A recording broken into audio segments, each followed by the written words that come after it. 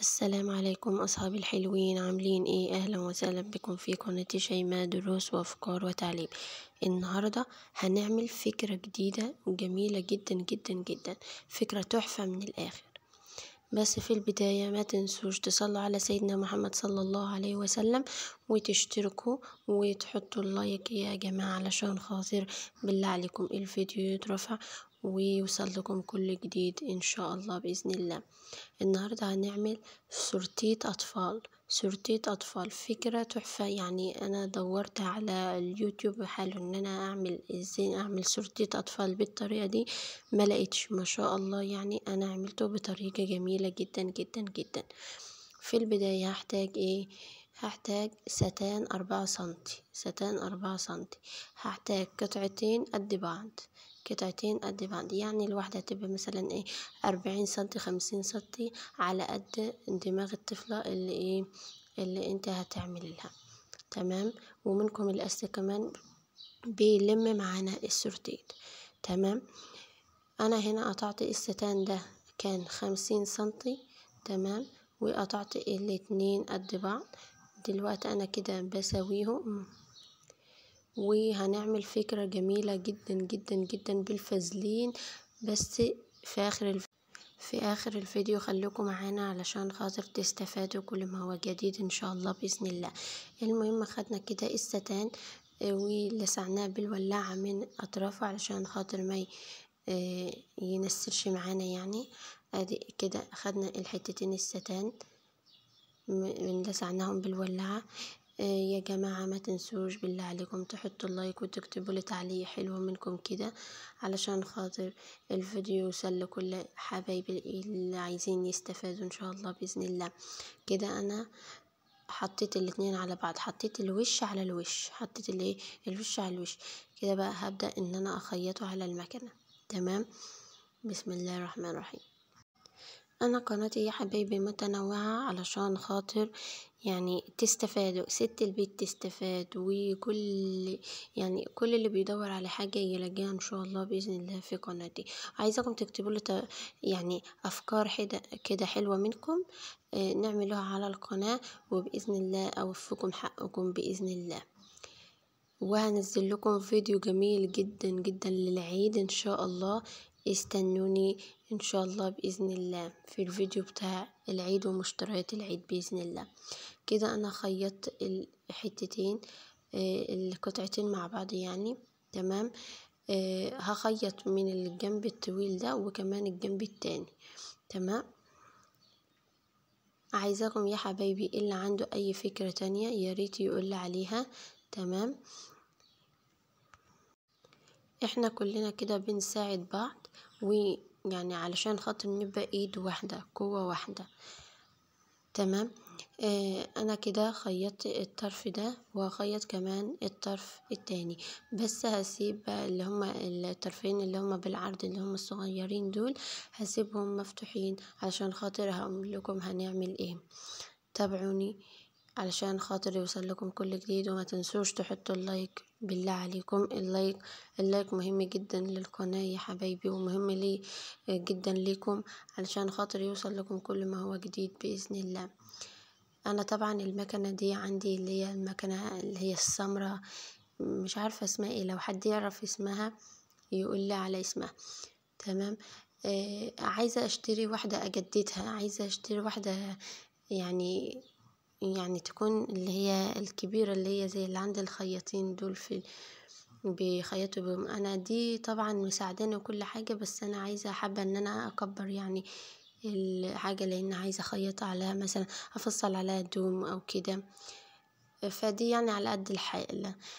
فانا عايزة لو حد من حبايبي المتابعين يعرف مثلا مكنة كويسة ونوعها كويس، ياريت يقولي في التعليقات علشان خاطر، ويقولي يعني الأسعار بتاعتها علشان خاطر تفيدوني وأفيدكم بإذن الله. أنا كده خلصت القطعتين خيطتهم على بعض. كده أنا هبدأ بقى أقلبهم بقى مع بعض. كده انا بقلب الستان علشان خاطر يجي على الوش بتاعه. كده بقى انا جلبت الستان كده تمام. هحتاج بقى ان انا هاكويه علشان خاطر يبقى يعني مهندم كده ومنسق كده. انا جبت حتة القماشة دي وبدأت ان انا اكويه علشان خاطر يبقى مساوي كده برضو. وهنعمل الفكرة الجميلة جدا، هي اختراع بجد يا جماعة. انا ما شفتش حد يعملها قبل كده. انا كده هكوي كده الستان وهخليه مظبوط كله كده، وهساوي الخيط على الخيط بالظبط والقطعتين على على بعض كده. انا بكويه وبشد وبحط حاطه المكوه كده وبسحب انا من من قدام. حاطه المكوه وبسحب من قدام بس بالراحه علشان خاطر الستان لما درجه الحراره بتبقى عاليه بيلسع كده بيكمش في بعضه كده. انا كويته. تعالوا بقى للفكرة الاختراع اللي احنا هنعملها سوا. الفازلين ده فازلين تخين كده، يعني اتخن حاجة تلاقوها. انا جبت اتخن حاجة علشان خاطر هنعمل منه السرتيت الجميل ده. تمام. انا هقص حتة كده بالطول على قد الستان اللي انا عملتها. انا كده بقص الحتة دي كده، هخليها على قد الستان بالظبط علشان خاطر ادخله في قلب الستان من جوه. ودخلته بقى الزين يا حبايبي، دخلته حطيت الدبوس في قلب الفازلين كده، وبدأت ان انا زي ما كنت بدقق استك كده في اي عروة او حاجة. تمام. انا كده حطيته كده وهندمته كده خالص. هنحتاج ان احنا نكوي علشان خاطر برضو الفازلين يلزق في الستان علشان يدينا متانة اكتر واكتر والشكل يبقى حلو. يعني اهم من الشغل تظبيط الشغل. تمام. يعني لو الشغل فيه اي حاجة وانت مظبطة كده ومهندمة ومزوقة ومخليه شكله جميل، اهم من الشغل تظبيط الشغل. تمام. كده انا كويته واتكيت على المكوى جامد، يعني علشان خاطر الفازلين يلزق في الستانة برضو. تمام. كده اتكوى اهوت وبقى جميل. هنحتاج ايه بقى بعد كده؟ هنحتاج الستان ال4 سنتي تاني، بس هناخد حتة كده طولها يعني 20 سنتي، حاجة كده طولها 20 سنتي.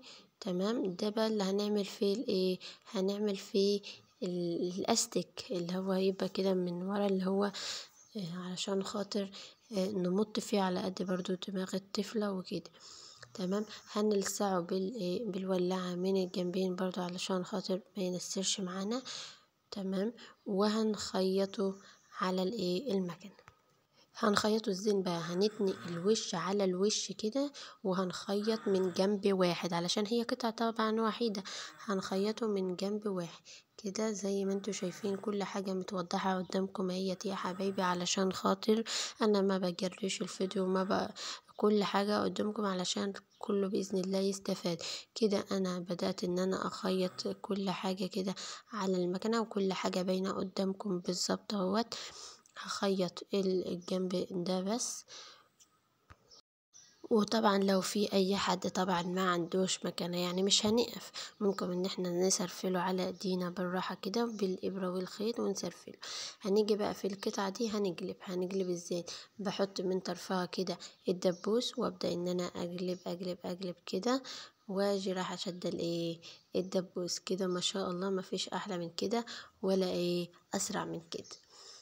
كل شغلنا على الطبيعة، كل شغلنا ما شاء الله حاجة يعني لسه أول مرة تنزل السوق ما شاء الله. كده هندخل الأستك اللي هو أستك السورتيت ده في قلب الستان كده، وهشوفها هتتمط قد ايه يعني، وهاخد الحتة على قد الحتة اللي أنا عايزاها. هجلع بقى الدبوس كده وهخيط بقى الأستك من الطرف ده والطرف ده علشان ما يفكش معانا كده، وانا بشده يبقى ثابت كده في الستانة، ما يفكش، يبقى ثابت كده جامد معانا في الستانة. هخيطها من الطرف ده والطرف التاني برضو. بعد ما خيطناها بقى هنبدأ ان احنا نشبكها في بعض. هدخل الحتة اللي هي من اللي احنا حطينا فيها الفازلين ده، هدخل اطرافها لجوه، واقوم راح مدخلة الحتة اللي هي الفال الاستيك دي برضو في قلبها علشان خاطر انضف الشغل، واخش بقى على المكنة واخيطه، وهعمل كده في نفس الحتة الناحية التانية يعني، واخيطها برضو. تمام، وهوريكم بعد ما اخيطها هتبقى عاملة ازاي.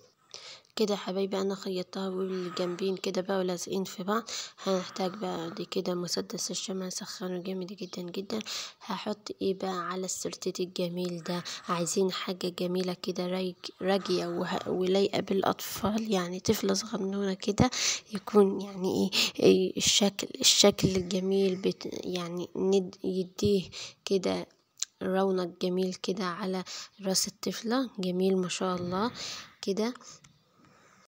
جبت بقى اللي هو شريط الورد الطاير ده، وجبته برضو باللون الابيض علشان خاطر احنا الاطفال بيبقوا جمال جدا جدا في اللون الابيض والفواتح يا حبايبي. انا جبت كده الورد الابيض وبدأت ان انا الزقه على السورتيت. ما شاء الله حاجة تحفة تحفة تحفة بجد بجد، يعني حاجة جميلة جدا كده. هحط كام وردة على السورتيت ده، شوف السورتيت ما شاء الله جميل جدا. هحط كذا حاجة كده بقى، كذا وردة على السورتيت ده، وهزوقه وهوريكم عامل ازاي. هنا بقى حبيت اوريلكم الحتة الجميلة دي. احنا بنحط في نص الوردة كده حتة شمع صغيرة، وبنزوقه بنصاص اللولي. في كل وردة بنحط حتة شمع صغيرة وبنزوقه بنصاص اللولي. ايه رأيكم بقى في السورتيت الجميل التحفة ده؟ عايزة بقى رأيكم في التعليقات. يا رب ما تنسوش تشتركوا في القناة وتحطوا اللايك والاشتراك يا حبايبي عشان خاطر يوصل لكم كل جديد. عايزة اعرف ايه رأيكم في السورتيت جميل، السورتيت تحفة تحفة تحفة بجد والله، يعني منكم الكاميرا تكون ظلمة كمان. وشوفوا الاستيك يا حبايبي عامل ازاي. احنا كده هنزوقه برضو من هنا، احط حتة الشمع واحط إيه انصاص اللولي برضو على الشمع ده. يعني هظبط برضو مطرح الخياطة كده. احنا اتفقنا ان اهم من الشغل تظبيط الشغل. وبكده نكون خلصنا السورتيت بتاعنا ما شاء الله جميل جدا جدا. ما تنسوش تكتبوا لي رأيكم في التعليقات، والسلام عليكم ورحمة الله وبركاته.